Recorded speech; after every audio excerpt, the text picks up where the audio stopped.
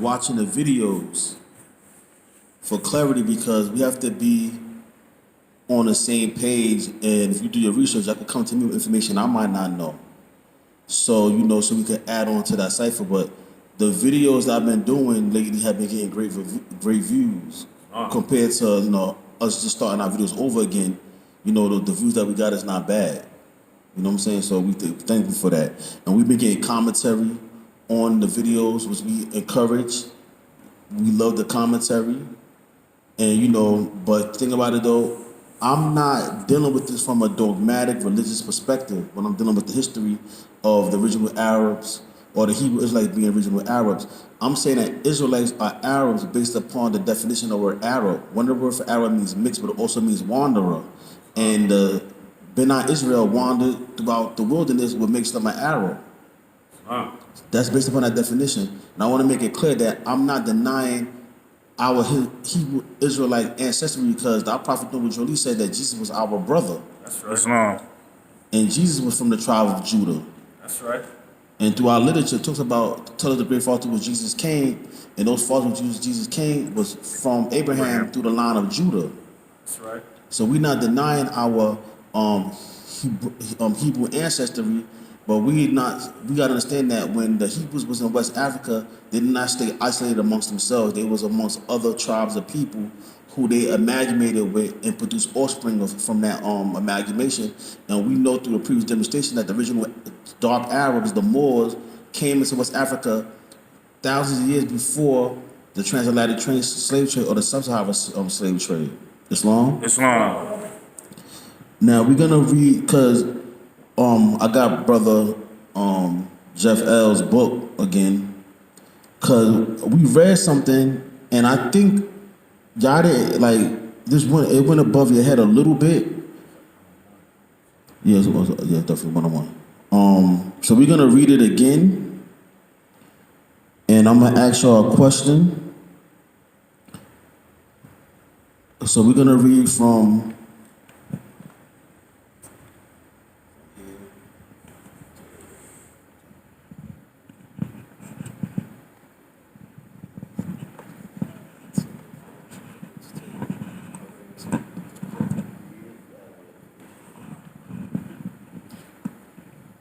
So from Babylon to Timbuktu.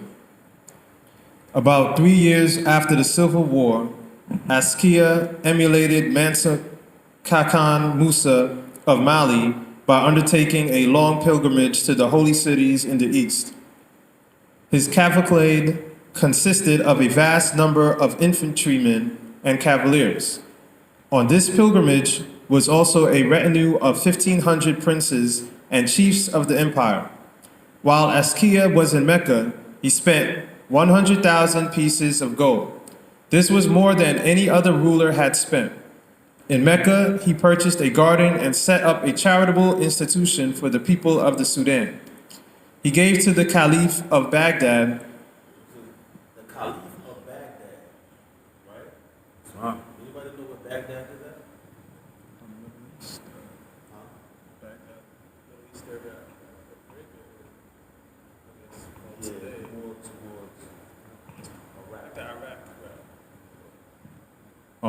He gave to the Caliph of Baghdad gifts that astonished the entire court.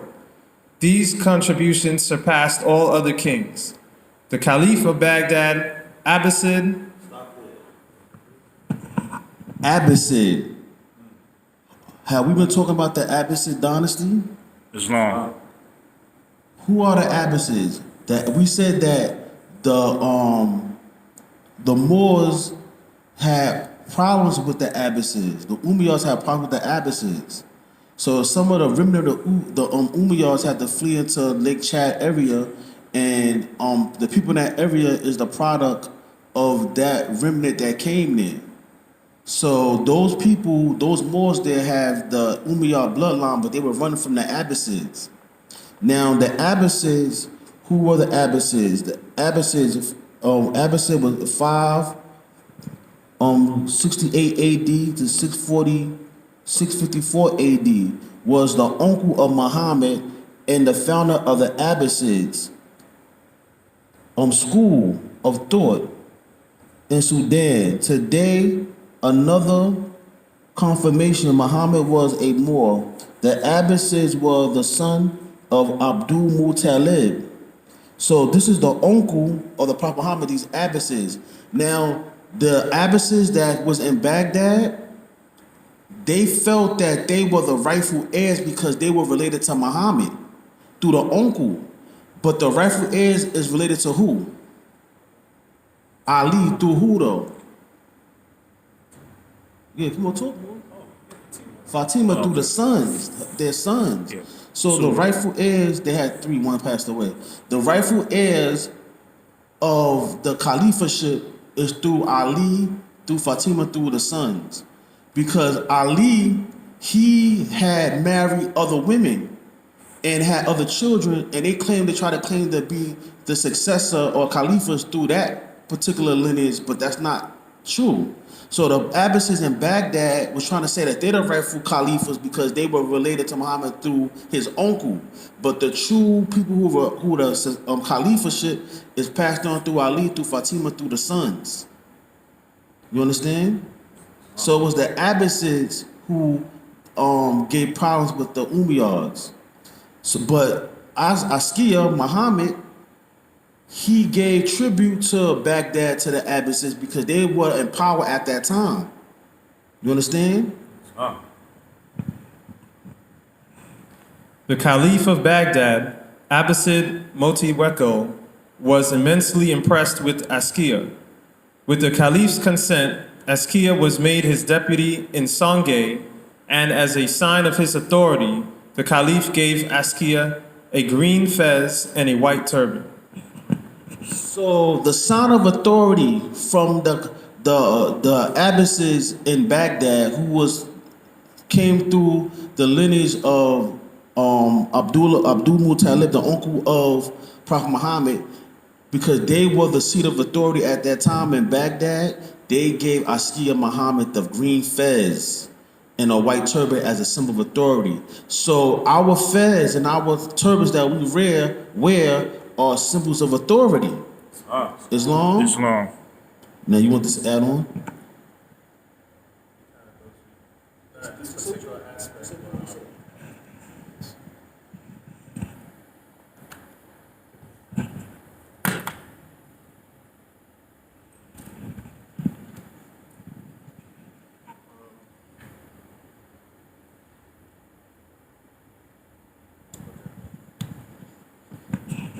Coming from the same book,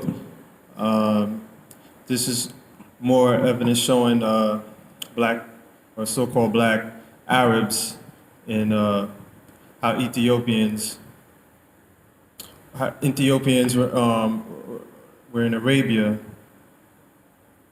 inhabiting Arabia. Outlook, you said? You hear me? From the Outlook.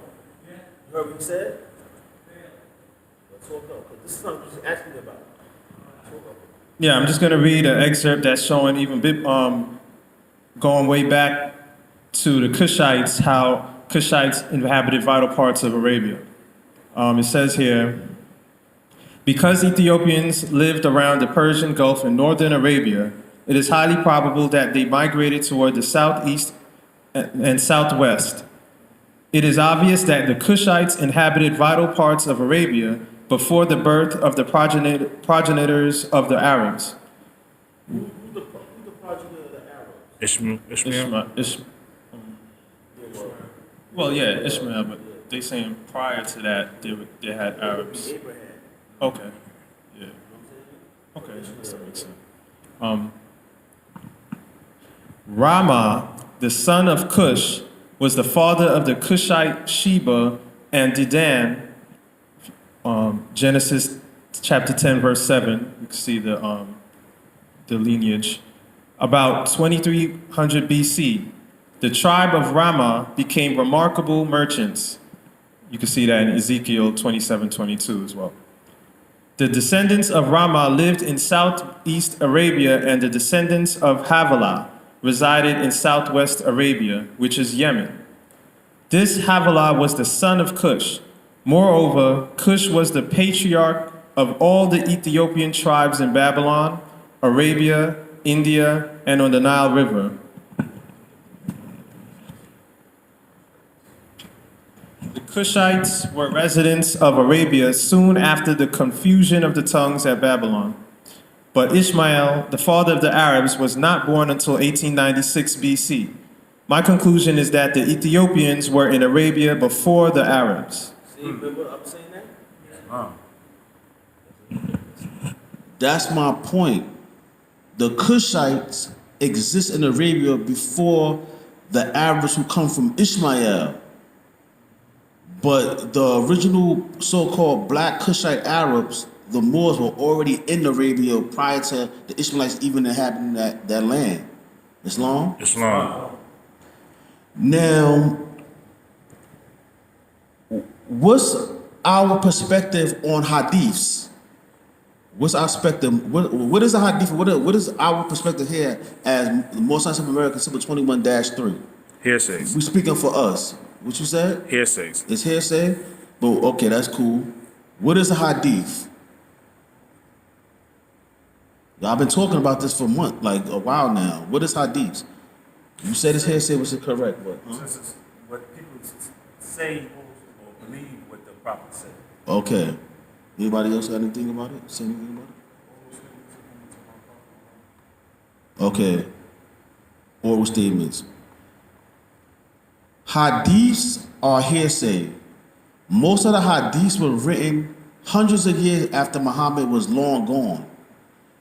So it's hearsay. And a lot of hadiths contradict the Quran of Mecca. So we will read hadiths, but if it goes against the Quran of Mecca, then we know that this is an insertion to the hadiths. And a lot of the Muslim world, they base their life upon hadiths and not the Quran of Mecca that came according to the Islamic narrative from Allah to Gabriel to the Prophet Muhammad. Some of them put hadiths above the Quran of Mecca or equal with the Quran of Mecca. But we understand that it was according to the Islamic narrative that Allah revealed the Quran to the Prophet Muhammad and not hadiths. Islam? Islam. So hadiths are hearsay. They're saying what they say the Prophet said. And prior to the previous demonstration, did I show contradictions in the hadiths with the Quran of Mecca? Islam. Islam. So we honor all divine prophets, correct? Islam. Do we honor Muhammad as a prophet? Islam. We honor Muhammad as a prophet, Yeah. right? But according to Islam, Muhammad married a 6-year-old girl. He consummated a relationship with her when she was 9 years old. And we supposed to, as Muslims, look at Muhammad as an example to follow. So do we condone pedophilia and a man laying down with a 9-year-old child? No. So how can we honor all divine prophets, Muhammad, when the history of Muhammad is that he laid down with a 9-year-old? What is the dilemma here for you as Moors who are Muslims who recognize Muhammad as a prophet? How can you defend this position of this Muhammad who's a pedophile? This is hard. Yeah. This is hard here. Yeah, but a lot of things are not in the Quran. You still have to deal with history. That's why I said we can study hadiths because there's certain things that's just not in the Quran. But according to a lot of Islamic historians, this is what Muhammad has done. So we're gonna deal with some of these things.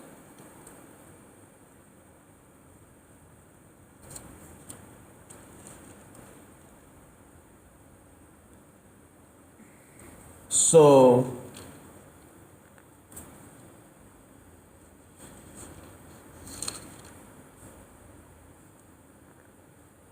okay. So according to Bukhari, Volume 5, Book 58, number 236, and Muslim, Book 008, number 3310, Prophet Muhammad married Aisha when she was at the age of 6 years of age, and he consummated the marriage when she was 9. That's according to the hadith. And some say this is a correct hadith, meaning it is authentic hadith. So this is what this is stating. It also states that the marriage was delayed until after the Hajj. Oh, I don't want to get into that. I don't want to get into that right now. So, yeah, I'm going to get into that, matter of fact. So it's saying that Muhammad married a child. Now, my daughter is 9. So I'm not with that. I'm not with no old man laying with my little baby. And we don't promote that. That's right.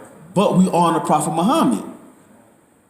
It says the marriage was delayed until after the Hajj or migration to Medina in 632. Within 2 years after the Prophet had already moved Aisha and her older sister Asma moved to Medina, and the wedding of the Prophet with Aisha took place in 624 CE. After the wedding, Aisha continued to play with their dolls. So this is what's stated in, according to hadiths, that they got married, and when after they got married, she went and played with her dolls. This is sick. If Muhammad did this, this is a sick man to marry a little girl, marry her, consummate the marriage, and then afterwards she go play with her dolls. That's like your daughter laying down with a man who's in his 60s and she's 9 and then go play with her dolls. But we honor this divine prophet Muhammad. Right, Moors? Islam. We Muslims. You know what I'm saying? Don't jump the gun, Babs. It's a resolution to this. So, I know it's a touching thing. Were reported throughout, or was reported through Hashim ibn Orwad from his father Orwad while living in Iraq. Hashim lived in Medina for 71 years, and he did not narrate this story at the time. The hadith was reported indirectly through the people of Iraq and not from Medina, where Aisha lived with the Prophet. So this story was not a direct story. It was not reported directly from Medina. It was reported from another place. This story of this on Muhammad laying with this little girl and the person consummated and married this little girl.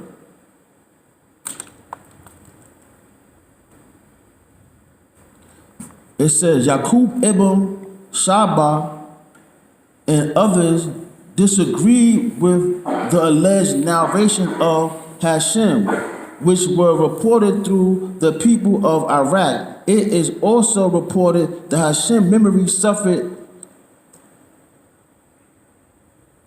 suffered badly at that time.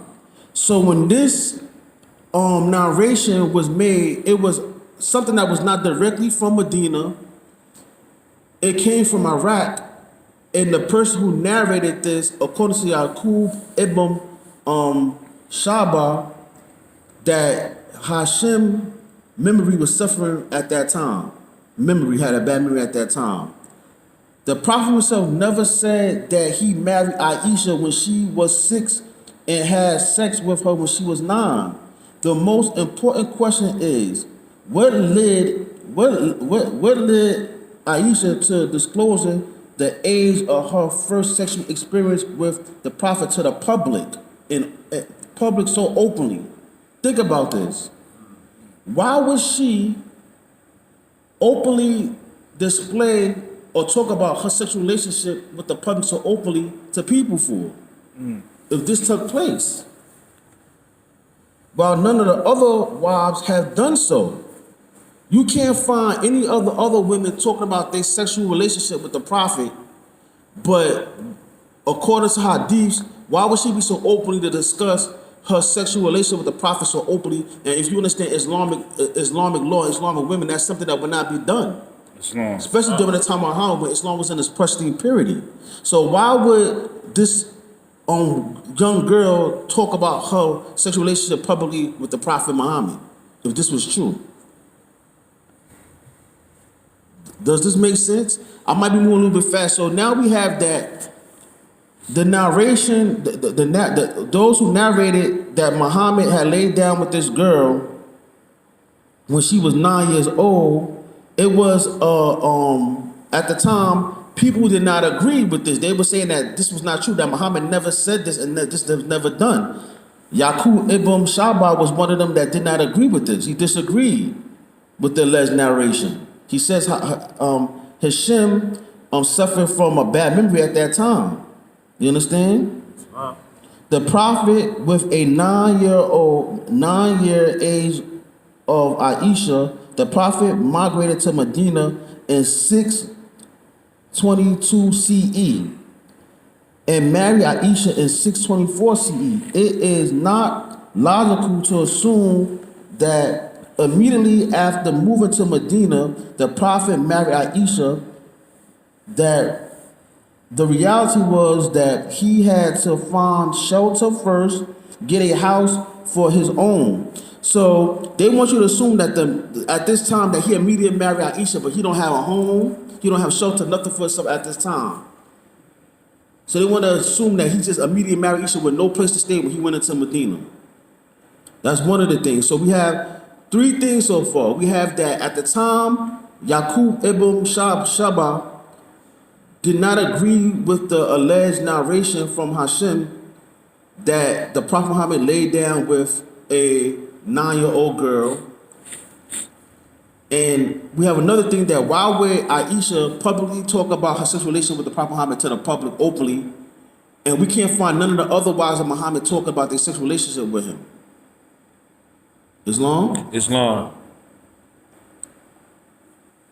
And when Muhammad went into Medina, instead of finding shelter and a place to live, they want you to think that he automatically got married but didn't have a place to stay. Islam? Islam. And to shelter himself among local people. Other commentators also said that the Prophet married Aisha 2 years after his migration to Medina. According to Bukhari, Aisha was 9 years old. Therefore, Aisha was born in the year 624 AD equals 9 and 615 CE, which is 5 years after Muhammad received the first message. So she's supposed to be born in 624 AD 9 and 615 AD, which is 5 years after Muhammad received the first message. Abu Bakr was a very close friend of Muhammad. Now we understand, the history. Abu Bakr was Muhammad, like we said the other day, was his right-hand man, right? Islam. His right-hand man, Abu Bakr. If Aisha was born 5 years after Muhammad received the first message from Allah, it is not very unlikely that Abu Bakr would not ask the Prophet to bless his newborn daughter, as well as asking her name, asking him to name her. Aisha was born before 610 CE, as Tabari wrote in the history of Islam. So if she was born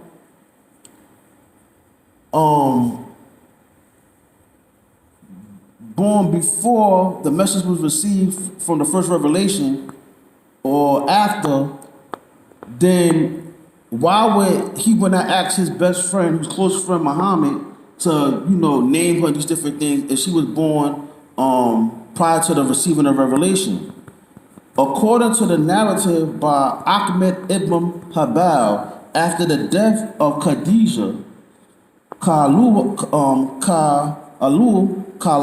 Allah came to Muhammad. She was a warrior at that time. She came to Muhammad, addressed him to marry Aisha. Muhammad asked her regarding the choice she had in her mind. She said, "You can marry a virgin." The Arabic word there is birk, or a woman who has already been married by a widow. When the Prophet asked about who the virgin was, the woman proposed Aisha name. All those who knew the Arabic word meaning a young, mature girl. So when you read this narration of this interaction with this sister, when they recommend who she married, she used the Arabic word which is bikr, which means a young, mature girl. So if she's 9 years old, why would they use this term as a young, mature girl for? How can you be young and mature at 9 years old? So now we find another problem here. One problem is that Yaqub ibn Shaba did not agree with the narration, the alleged narration that Muhammad married this 9-year-old. He said that it did not come from Medina, it came from Iraq. And the person who said this, he was suffering from memory problems at the time. He's saying that why would Aisha publicly talk about her sexual encounter and relationship with Muhammad to the public when none of the other wives did? Why would she be so openly talk about it publicly with people? And why did Abu Bakr, if he received the revelation before she was born, why he did not participate in naming her and participating in blessing her, this forth, so forth and so on? And now we read when let me spell the name. Khaulah.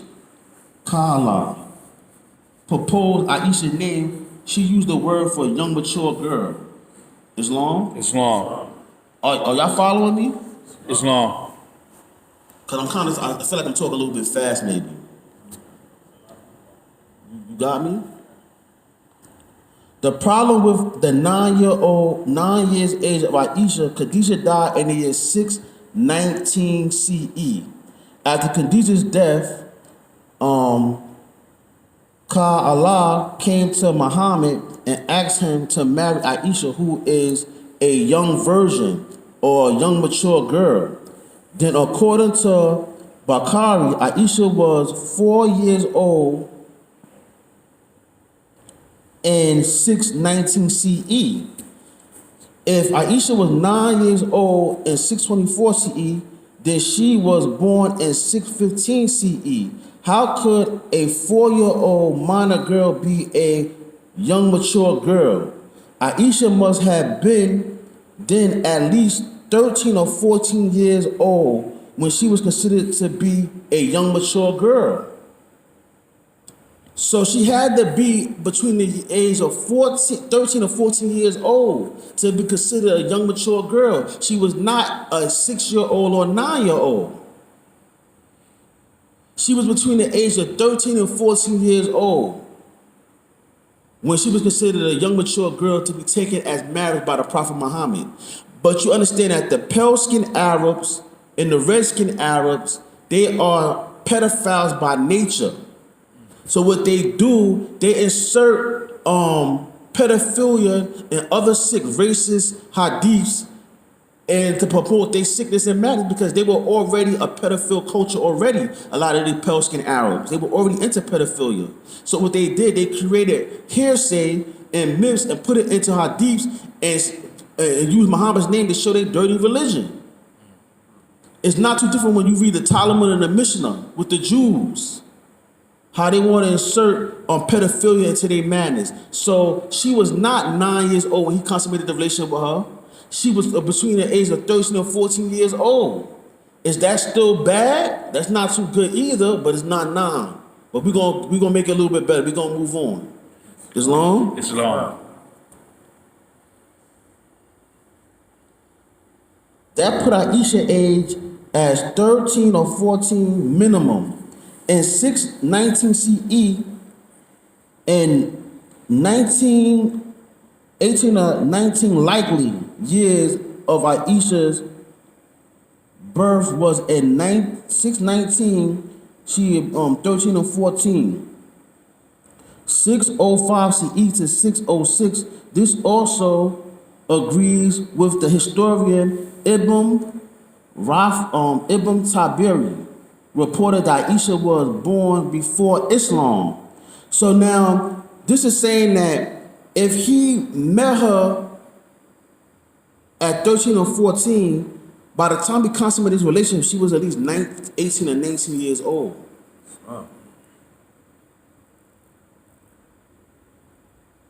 She's not no 9-year-old or 6 years old.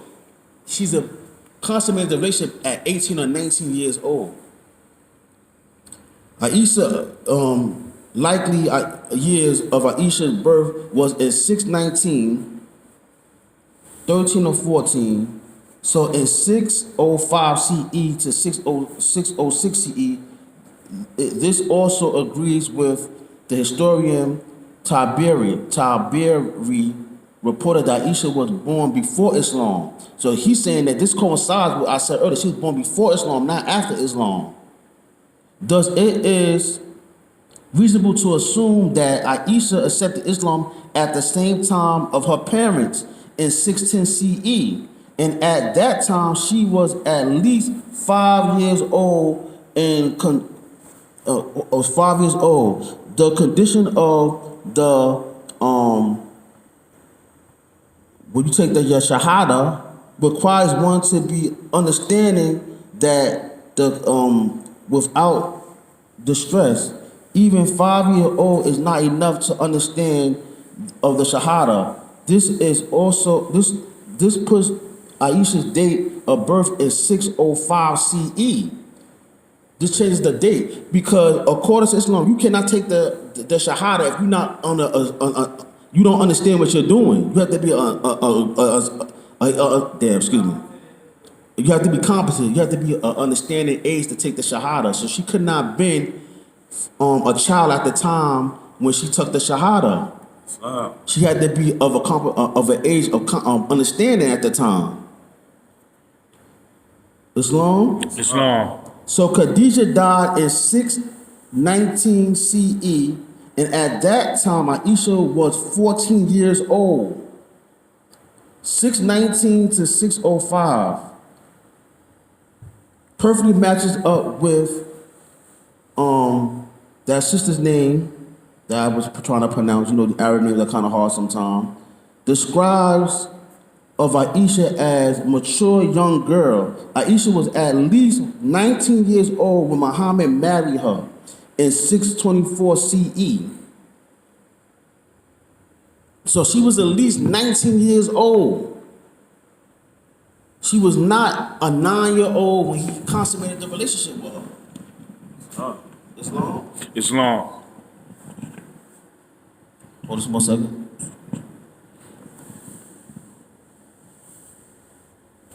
Any questions? I feel like I talked a little fast with this. I got something for y'all. Now,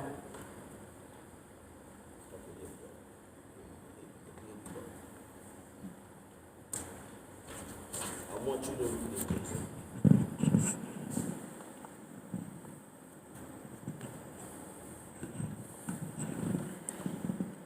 A great misconception prevails as to the age at which Aisha was taken in marriage by the Prophet.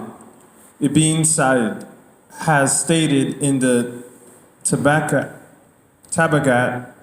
pardon, it's hard. All right, Tabagar, that when Abu Bakr was approached on behalf of the Holy Prophet, he replied that the girl had already been betrothed to Jabir, and that he would have to settle the matter first with him. This shows that Aisha must have been approaching majority at the time. Again, the Isaba, speaking on the Prophet's daughter, Fatima, says that she was born 5 years before the call and was about 5 years older than Aisha. That's what I was just stating. This shows that Aisha must have been about 10 years at the time of her betrothal to the Prophet, and not 6 years as she is generally supposed to be. This is further borne out by the fact that Aisha herself is reported to have stated that when the chapter entitled The Moon, 54th chapter, was revealed, she was a girl playing about and remembered certain verses then revealed. Now, the 54th chapter was undoubtedly revealed before the 6th year of the call. All these considerations point to but one conclusion, that Aisha could not have been less than 10 years of age at the time of her nikah, which was virtually only a betrothal. And there is one report in the Tabaqat that Aisha was 9 years of age at the time of nikah. Again, it is a fact admitted on all hands that the nikah of Aisha took place in the 10th year of the call in the month of Shawwal. While there is also preponderance of evidence as to the consummation of her marriage taking place in the 2nd year of Hira in the same month, which shows that full 5 years had elapsed between the nikah and the consummation.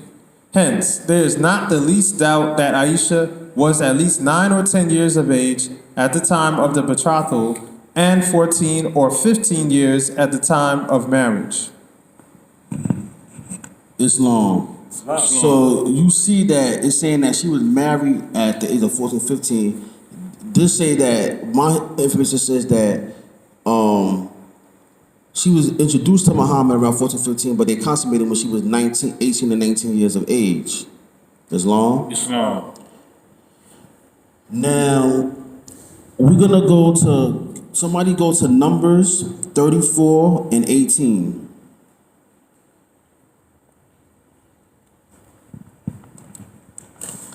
So the reason I'm doing this demonstration because a lot of Christians and a lot of our mainly a New Testament Israelite brothers from a lot of these camps, they want to say that Muhammad was a pale-skinned Arab, Muhammad was a pedophile, and they use a lot of hadiths to try to substantiate what they're saying, but we just showed that that's not true.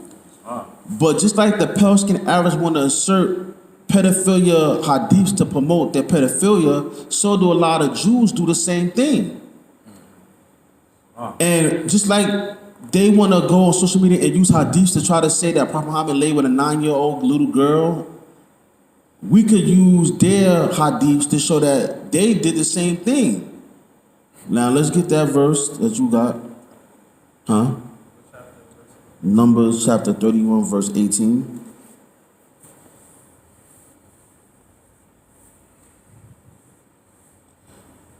Because this is what a lot of Jews use to promote their pedophilia.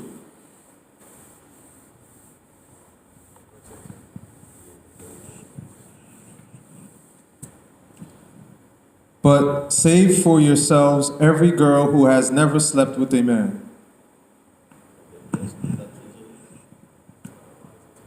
Yeah, let's get a King James.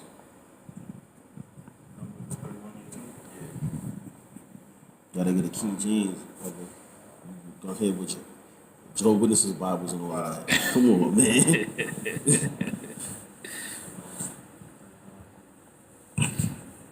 Numbers 31, verse 18. But all the women children that have not known a man by lying with him, keep alive for yourselves. Yeah. 31, 18. But all the women children that have not known a man by lying with him, keep alive for yourselves. It says so all the women and children, right, that have not lied with him, meaning all the virgins, take them for yourselves. So this is talking about in a time of war that the children of the Beni Israel would go into other lands. They would take all the women and the children that was not with men and take them for themselves. So this is what some Jews were used to promote their pedophilia.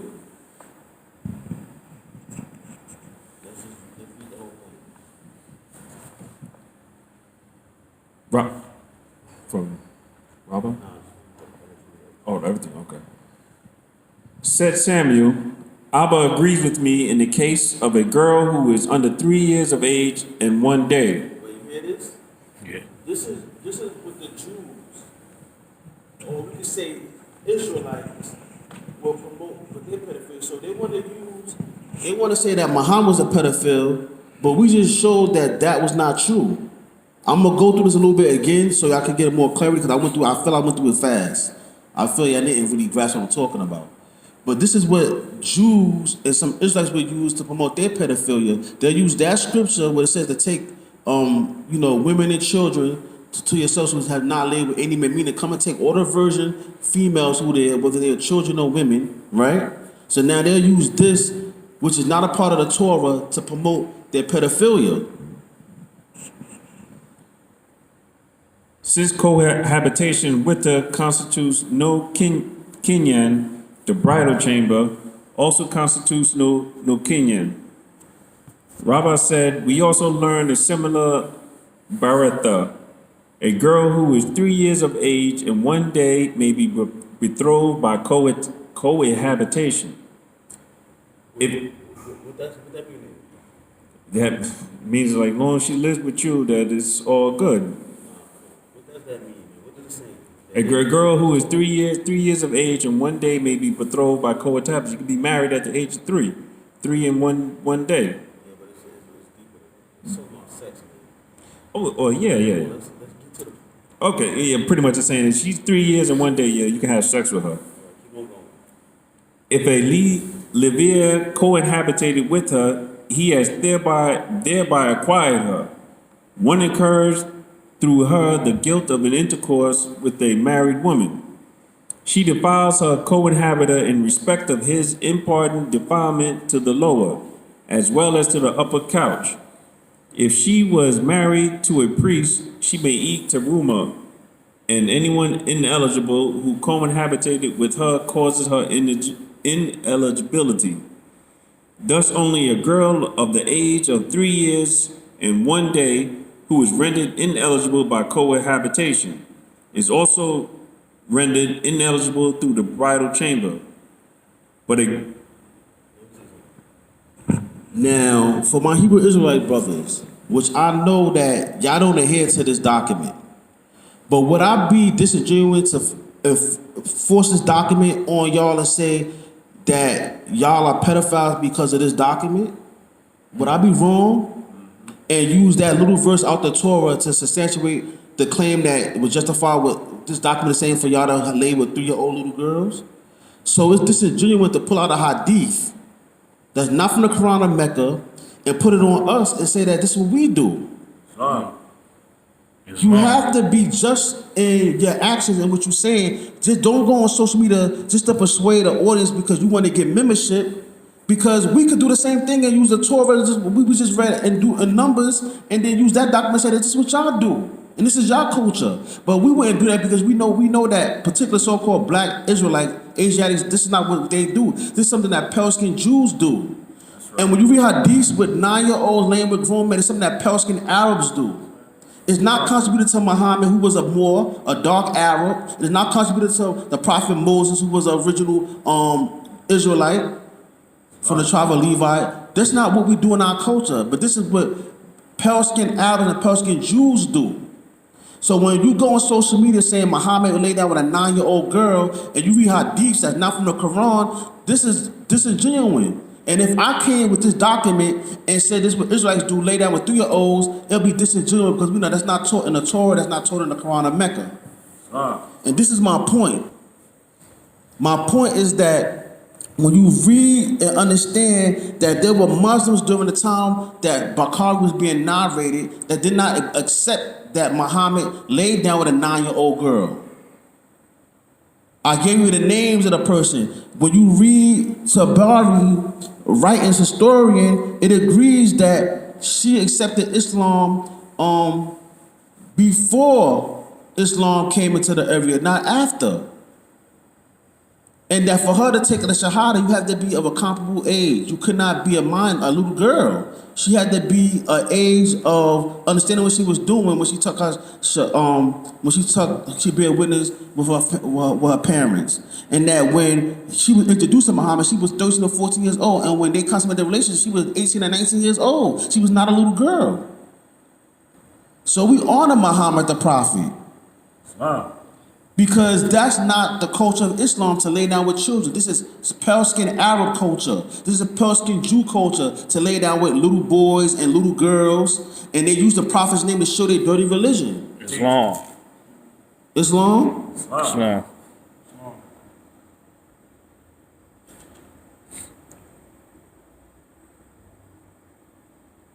Give me the big Quran, chapter 6, verse 19.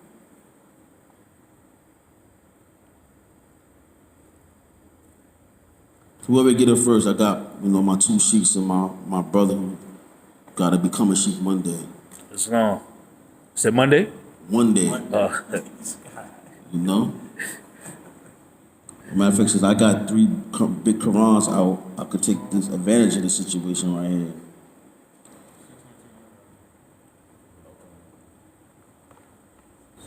Islam. Islam. Say what thing is the weightest in testimony. Say Allah is witness between you and me, and this Quran has been revealed to me that which I may warn you in whomsoever it reaches. Do you really bear witness that there are other gods with Allah? Say, I bear not witness. Say, He is only one God, and surely I am innocent of that which you set up with Him. What surah ayah? So when you, I'm gonna tell you in a minute, when you take Bukhari and Muslim and these other books, you setting up partners with Allah in the Quran. Because the Quran was the book that was revealed to Allah, not hadiths, not hearsay of men. Islam. That was Holy Quran chapter 6, verse 19. Give me Holy Quran, any one of the Moors, give me Holy Quran chapter 7, verse 3, and give me Holy Quran chapter 17, verse 46.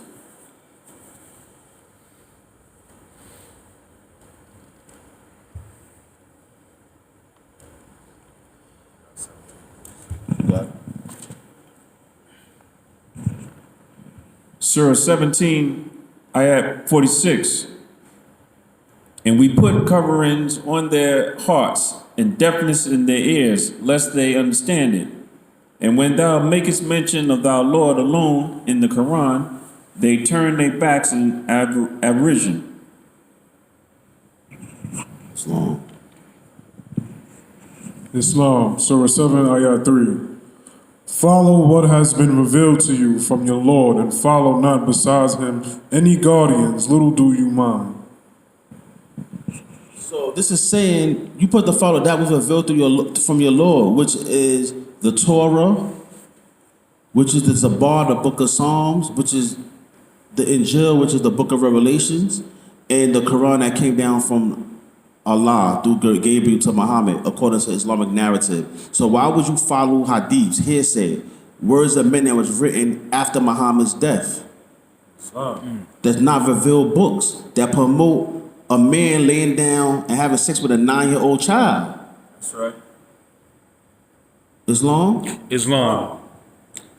Give me Holy Quran chapter 17 verse 9 and Holy Quran chapter 45 verse 6. Out of anybody.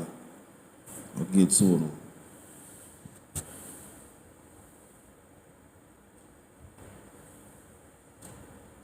Who got it? Anybody got it?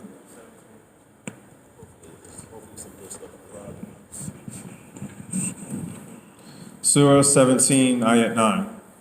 Verily, this Quran doeth guide to that which is most right or stable, and giveth the glad tidings to the believers who work deeds of righteousness, that they shall have a magnificent reward.